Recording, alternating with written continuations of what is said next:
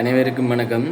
நாங்கள் இன்றைக்கு இந்த வீடியோவில் பார்க்க போகிறது யாழ்ப்பாணத்திலிருந்து கொழும்புக்கான விமான சேவைகள் பயணமானது இன்று 2025 6ஆம் மாதம் 2ஆம் தேதியிலிருந்து ஆரம்பிக்கப்பட்டுள்ளது. அதாவது இன்றைய தினம் யாழ்ப்பாணம் பலாலி விமான நிலையத்திலிருந்து கொழும்பு ரத்மலான விமான நிலையத்துக்கான பரீட்சாத்த விமான பயணமானது மேற்கொண்டு அவ்விமான பயணம் வெற்றிகரமாக இடம்பெற்றதாக விமானிகள் தெரிவித்திருந்தனர். இவ்விமான பயணமானது டேவிட் பீரிஸ் ஏவியேஷன் பிரைவேட் லிமிடெட்டினால் நிகழ்த்தப்பட்டமை குறிப்பிடத்தக்கது.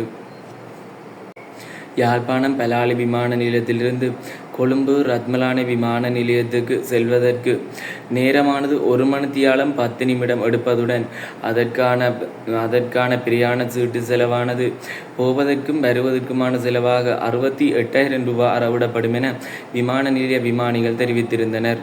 இதனைவிட ஒரு விமானம் ஒரு தடவை செல்லும் போது 11 பயணிகள் செல்வதுடன் மேலதிகமாக 7 கிலோகிராம் பயண பொதிகளையும் கொண்டு செல்ல முடியும் எனவும் தெரிவித்திருந்தனர். இவ்விமான சேவையானது ஒரு கிழமை இடம்பெறுவதுடன் கிழமையில் திங்கள் புதன் வெள்ளிக்கிழமைகளிலே இவ்விமான சேவை இடம்பெறும் எனவும் தெரிவிக்கப்பட்டிருந்தது.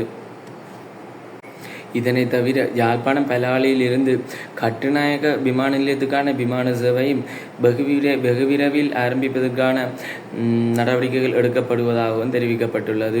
எனவே கொழும்பில் யாழ்ப்பாணத்திலிருந்து கொழும்பு செல்வதற்கோ அல்லது கொழும்பிலிருந்து யாழ்ப்பாணம் செல்வதற்கோ இலகுவானது மிகவும் லாபகரமான பயணமாக இவ்விமான பயணங்கள் அமையும் என்பது குறிப்பிடத்தக்கது.